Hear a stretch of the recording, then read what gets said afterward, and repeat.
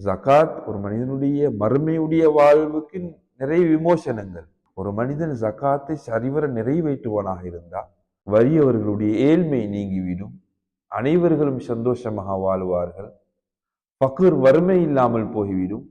அதனால தான் செல்வந்தர்கள் அவர்களுடைய செல்வத்திலிருந்து அந்த ஏழை எளியவர்களுடைய பங்குகளை கொடுக்கின்றனர். ஹுது மின் அம்வாலிஹிம் ஸதகத்தன் துத்தஹிருஹும், உங்களுடைய பணங்களில் இருந்து ஜகாத்தை எடுங்கள்.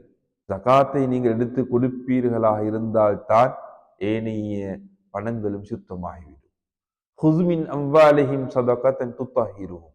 கணித்துக்குரியவர்களே, அந்த ஜகாத்துடைய அழுக்கான பணங்களை நாங்கள் கொடுக்காமல் வெளியேற்றாமல் வைப்போமாக இருந்தால் ஏனைய பணங்களும் அழுக்காக மாறிவிடும், ஆபத்தாக மாறிவிடும்.